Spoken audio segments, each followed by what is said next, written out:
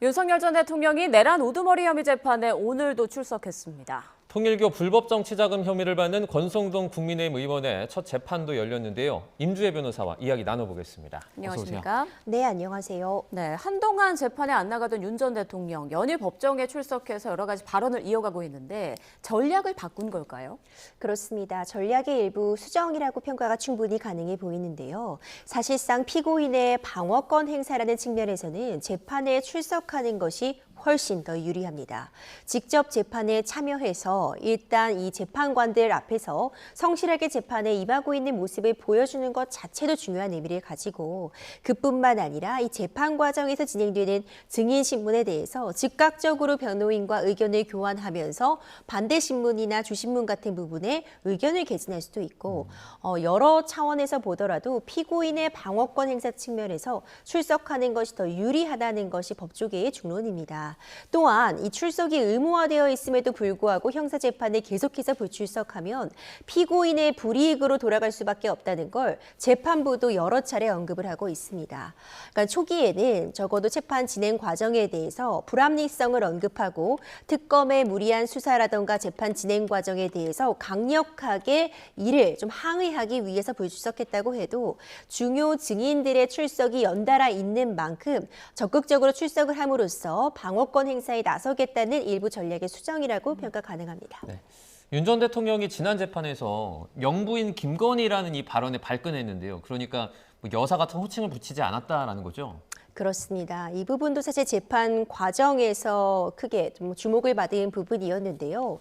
이 재판 진행 과정에서 이 호칭에 관련된 부분에 대해서 적극적으로 의견을 개진한 겁니다.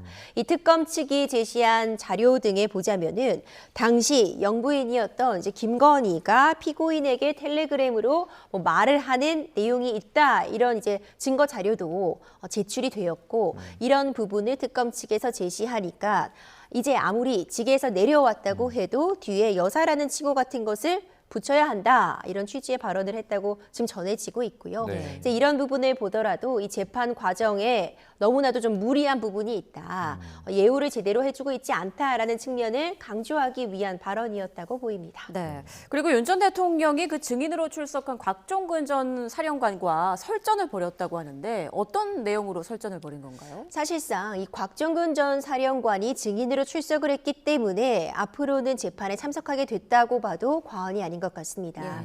사실상 탄핵 심판 과정에서도요. 곽종근 전 사령관의 증언이 이 탄핵이 인용되는데 아주 중요한 역할을 했습니다.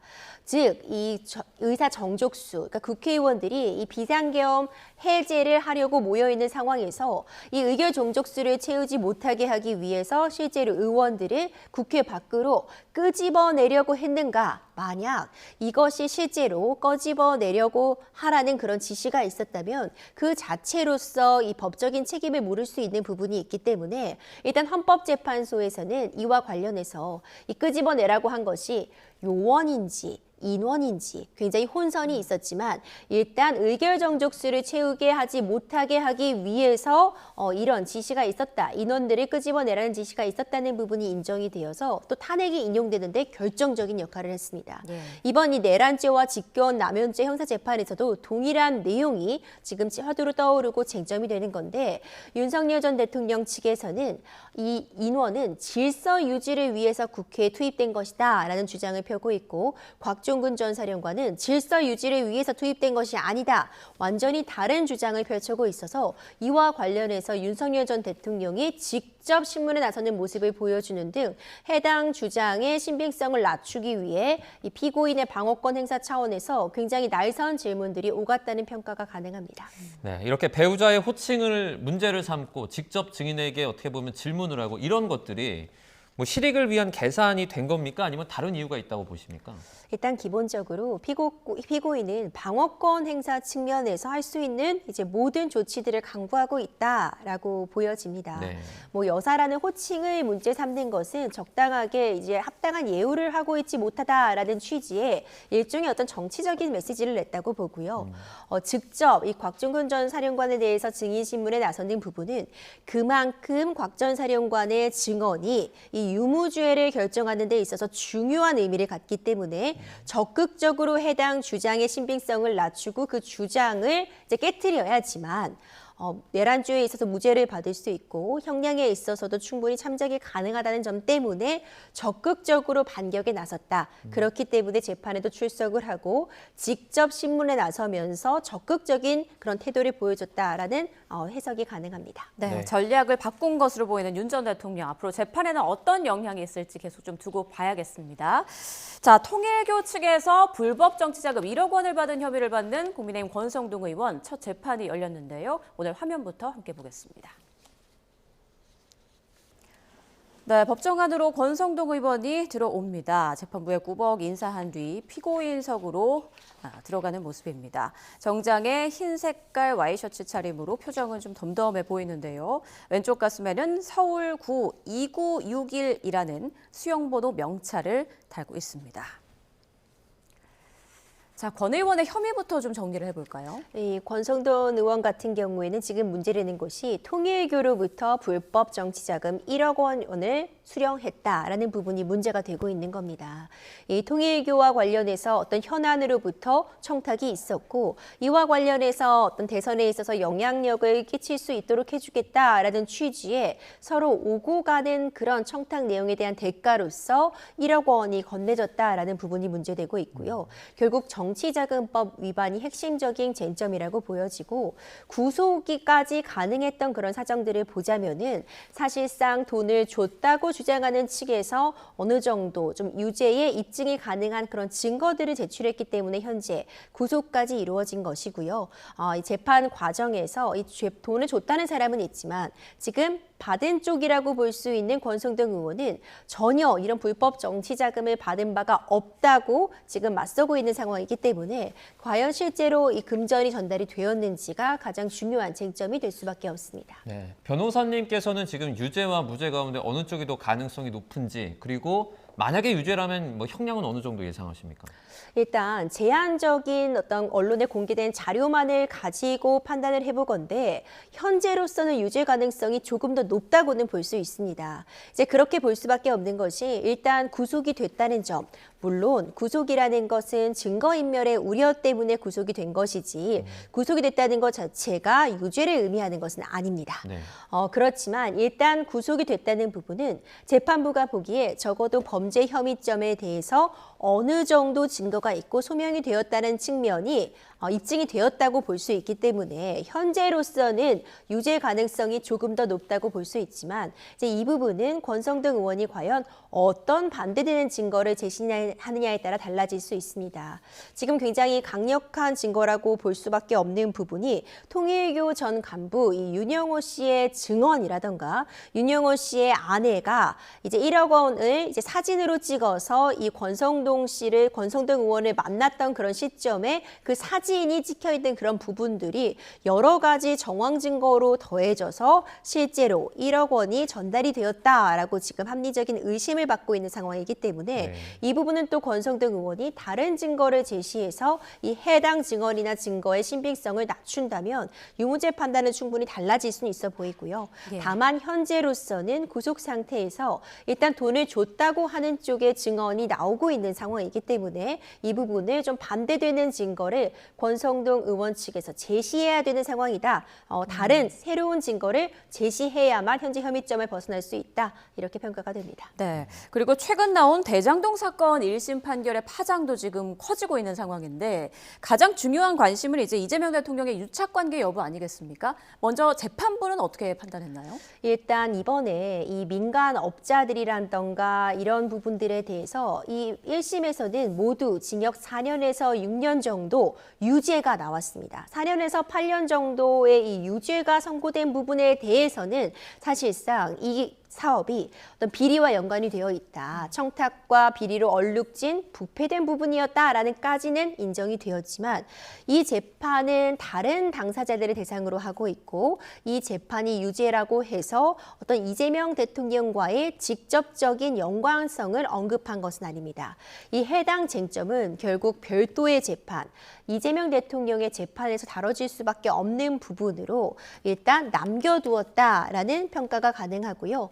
다만 굉장히 좀 유의미한 그런 문구들이 등장을 하는데 지금 이재명 대통령 측에서는 유동규 전 본부장의 개인적인 일탈로 인해서 민간업자와의 이런 결탁이 있었다라는 취지의 주장을 일관되게 해오고 있는데 지금 재판부에서는 성남시 수뇌부라는 표현을 써서 유동규 씨 역시도 어떤 최종적인 결정권자가 아니라 중간에 어떤 매개하는 중간자의 역할을 한 것이다라는 취지의 판단을 했고 그 중간 매개자로서 유죄를 인정한 것이기 때문에 이 성남시 수뇌부라는 표현을 놓고 보자면은 앞으로 향후 진행될 다른 사람들의 재판에 있어서 이 수뇌부의 범위를 어디로 볼 것인지 실제로 수뇌부의 역할이 어떤 부분이었는지 영향을 줄 수밖에 없고 쟁점으로 다시금 부각될 수밖에 없어 보입니다. 네, 그럼 이 성남시 수뇌부라는 언급이 당장 그 이재명 대통령에게 유리하다, 불리하다 이걸 따지기보다는 연관이 있나 이걸 먼저 좀 봐야겠네요. 그렇죠. 하지만 이제 각자의 입장에서는 이것이 유리하다, 불리하다를 다 차용해 올 수는 있어 보입니다. 당연히 민주당 입장에서는 뭐 성남시장의 존재가 언급된 것은 아니기 때문에 이 해당 1심 재판에서 이 민간업자들이 유죄를 받은 것과 이재명 대통령과는 전혀 관련이 없다. 관련이 없음이 다시 한번 재판으로 확인된 것이다 라는 부분을 강조할 수 있고요. 네. 역으로 이에 반대되는 쪽에서는 이 성남시 수뇌부라는 표현의 등장 자체로서 이것은 그 윗선의 존재를 인정하는 것이고 그렇다면 그 재판에서 당연히 유죄가 나올 수밖에 없는 상황이다. 이렇게 양쪽이 지금 입장을 펼 수밖에 없는 상황으로 보이고 결국 이번 1심 재판은 어디까지나 민간업자들만을 대상으로 하고 있고 다만 이 사업 자체가 이재명 대통령 측에서 주장해 왔던 것처럼 굉장히 공익적인 성격을 띤 성남시대 이득을 준 사업이 아니라는 점 오히려 이 배임죄가 적용될 수 있을 정도로 성남시가 벌 수 있었던 이익이 훨씬 더 큼에도 불구하고 그 이익이 성남시가 아니라 민간업자에게 돌아갔다라는 점은 확인된 만큼 향후 재판에서 이 유죄 판결이 영향을 줄 수밖에 없어 보입니다. 네, 이번 판결에 대해서 여야가 각자 다르게 해석하고 있는 부분을 짚어주셨는데 야당에서는 이번 판결을 토대로 이 대통령 재판을 재개해야 한다 이렇게 주장하고 있거든요. 법적으로 가능성이 있는 부분인가요? 사실 이미 재판이 멈춰 있는 상태입니다. 이 대통령 당선 이후에 사실상 이 업무를 수행하기 위해서 이 재판에 모두 다 참여하는 것이 사실상 불가능하기 때문에 진행 중이었던 5개 재판 모두 일단 멈춰 있는 상태, 다음 길을 지정하지 않고 중지된 상태라고 볼 수밖에 없기 때문에 이 다른 관련자들의 1심 재판에서 모두 유죄가 나왔다고 해서 현 시점에서 다른 근거 없이 이재명 대통령의 재판이 갑자기 재개되기는 어려워 보이고요. 예. 현재 다양한 업무를 수행하고 있는 그런 상황, 어떤 실무적인 상황을 고려하더라도 좀 현재로서는 갑자기 또 재판이 재개되는 것은 좀 사실상 어렵지 않나 이런 평가가 가능합니다. 앞서 이 대통령이 과거에 배임죄를 완화해야 된다 이런 목소리를 낸 적이 있는데 그러니까 만약에 배임죄가 완화되거나 폐지되게 된다면 대장동 사건에서 이재명 대통령은 어떻게 보면 면소가 선고된다 이렇게 볼 수도 있습니까? 그렇죠. 지금 배임죄가 문제로 있는데 배임죄가 더 이상 이제 형법에서 사라지게 된다면, 즉 이 처벌 대상이 되지 않게 된다면 면소 판결을 받는 것도 가능합니다. 하지만 이 배임죄라는 것이 여러 문제점을 지니고 있다고 해서 아예 배임죄 자체가 형법에서 빠지는 것은 어려워 보이고요. 이번에 민간업자들에 대한 이 유죄 판단에서도 재판부가 언급한 바와 같이 배임죄에 대해서 폐지 그런 논의들이 진행이 되고 있지만 현재는 배임죄가 존재하고 일부 이제 배임죄에 대해서 단계적으로 좀 수정이 된다거나 개정이 될 수는 있겠지만 처벌의 범위가 줄어든다거나 처벌의 그 단계를 세분화하는 것이지 아예 배임죄라는 것 자체가 없어지기는 좀 어려운 그런 사정들이 좀 언급이 되어 있습니다. 네. 그렇다면 만약 정말 이 말 그대로 배임죄가 폐지되게 된다면 면소까지도 가능하지만 이 배임죄가 현재 개정이 논의되고 있는 만큼 일부 적용이 축소된다거나 처벌되는 배임죄의 범위를 조정하는 그런 수준으로 이루어지지 않을까 현재로서는 생각이 됩니다. 네, 대장동 사건 1심 판결로 인한 정치권의 파장 공방도 계속 이어질 것 같습니다. 자, 다음 사건으로 넘어가 보겠습니다. 숙제를 안 했다고 딸에게 앉았다 일어서기 무려 3,000번을 시킨 아빠가 체포됐는데 어떤 내용인가요? 이 고교생 딸이 영어 숙제를 제대로 하지 않는다는 이유로 이제 앉았다 일어났다를 3,000번을 시킨 아빠가 아동학대 혐의로 체포가 되었습니다. 이걸 가족들이 아동학대 혐의로 신고가 되어서 경찰이 출동을 하였고 이 아동학대 부분에 대해서 이제 신고까지 들어간 그런 상황으로 보이는데 현재까지 지금 전해지고 있는 바에 따르면 3,000배를 다 한 것은 아니고 네. 3,000번을 다 한 것은 아니고 뭐 몇백 번, 700~800번 정도를 뭐 시켰다라는 이야기도 나오고 있습니다. 근데 이전에도 아동학대로 좀 신고가 됐었던 그런 전력도 있던 부분과 맞물려져서 일단 이제 임시 조치라고 하는데 이제 접근을 이제 금한다 이런 임시 조치까지 내려진 상황이라고 전달이 되고 있습니다. 혐의가 이제 아동학대인데 앉았다 일어섰다 이거를 몇 번 시키면 뭐 아동학대에 적용된다 이런 뭐 규정은 있습니까? 이제 어떤 횟수를 놓고 아동 학대다 아니다를 보기엔 좀 어려울 것 같습니다. 이제 경우에 따라서는 이제 뭐 체력 단련이라던가 뭐 운동이라던가 이런 부분을 위해서 뭐 앉았다 일어났다를 운동 차원에서 하는 경우는 있을 수 있겠죠. 하지만 누가 보더라도 이제 3,000번에 앉았다 일어났다는 다 큰 성인도 그리고 굉장히 운동 능력이 뛰어난 사람도 수행하기 이제 극도로 어려운 상황이라고 평가가 되고 그렇죠. 이제 그런 부분들 때문에 이것을 또 거부하지도 못하는 강압적인 상황 또 가족들이 신고했다는 점들을 보자면 좀 폭력적인 부분 강요가 섞여 있지 않았나 충분히 이렇게 생각은 되고 단순히 횟수가 문제는 아니라고 봅니다. 아동학대라는 것은 아동의 연령이라던가 이 아동학대가 벌어진 그 상황, 분위기, 배경 이런 부분들을 종합적으로 고려해서 판단이 되게 되는데 단순히 이 3,000회라는 횟수 자체가 문제되기보다는 이 3,000회를 하지 않으면 큰일 날 것 같았던 그 분위기 같은 부분들이 문제가 된다고 봅니다. 네. 저희는 계속 앞서서 얘기 나눠봤던 숙제 안 했다고 딸에게 앉았다 일어서기 3,000번 시킨 아빠 얘기 좀 해보겠습니다. 자, 그런데 지금 아빠가 벌을 준 딸이 어린아이가 아니라 여고생이란 말이죠. 이 부분도 어떤 법적의 판단 기준이 될 것 같아요. 이 아동학대의 일단 대상을 보자면 만 18세 미만의 미성년자가 이제 아동학대의 대상으로 되기 때문에 고등학생 역시 미성년자고 아동학대의 대상이 되면 분명합니다. 예. 고등학생이어서 이제 신체적으로나 정신적으로 거의 성인과 다름없이 성장했다고 해도 당연히 정신적으로 신체적으로 학대를 받았다면 아동학대의 대상은 되지만 이 아동의 연령은 학대 여부를 결정하는 데 있어서 굉장히 중요하게 판단이 됩니다. 예를 들어서 이제 머리를 손으로 강하게 누르는 그런 행동을 했을 때 만약 생후 몇 개월 되지 않은 어린아이의 머리를 누른다면 그 자체로서 신체적인 학대 그리고 이 건강상에 큰 위해를 끼칠 수 있는 행동이기 때문에 가벌성의 정도도 높아질 것 같고요. 아동학대라고 당연히 인정받을 수 있겠지만 만약 아이가 더 성장한 상태에서 가벼운 터치 정도라고 느껴진다면 또 판단이 달라질 수는 있거든요. 예. 그렇기 때문에 나이는 아동학대의 어떤 정도라던가 처벌의 정도를 결정하는 데 있어서 중요한 역할을 하는 건 맞지만 나이가 충분히 좀 많다고 해서 이것이 결코 가볍게 다뤄진다거나 아동학대로 인정되지 않는다라고 볼 수는 없고 지금 3,000번에 앉았다 일어났다는 이것이 만약 정말 어린아이에게 강요가 되었다면 아동학대임이 분명하고요. 고등학생이라고 할지라도 성인이라도 할 수 없는 이 3,000번에 앉았다 일어났다는 만약 이것이 어떤 강제적인 분위기에서 이루어졌고 이를 수행하지 않으면 그 뒤에 다른 폭력도 예정되어 있는 상황이라고 한다면 아동학대라고 볼 여지도 있습니다. 아동학대에서 나중에 그러니까 피해자인 딸이 처벌을 원치 않는다 이렇게 말하면 어떻게 됩니까? 이 아동학대와 같은 경우에는 뭐 반의사불벌죄나 친고죄와 같이 이제 고소가 있어야지만 처벌이 가능한 그런 죄목은 아닙니다.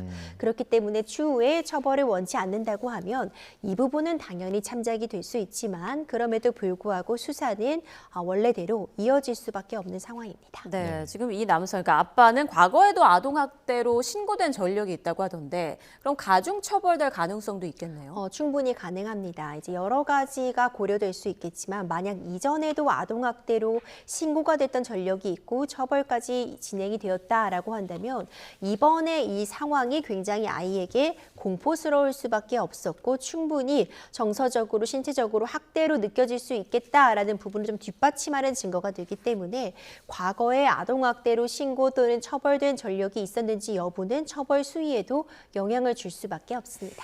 아이의 훈육을 놓고 법원에서는 뭐 어느 정도 수위까지는 아동학대다, 어느 정도부터는 아동학대가 아니다 이런 기준이 좀 있을 것 같은데 어떻습니까? 일단 2021년도에 중요한 민법 개정이 있었습니다. 부모의 이 자녀에 대한 징계권 조항이 폐지가 되었기 때문에 법적으로만 놓고 본다면 네. 어떤 징계, 체벌도 허용이 될 수 없다고 보는 것이 맞습니다.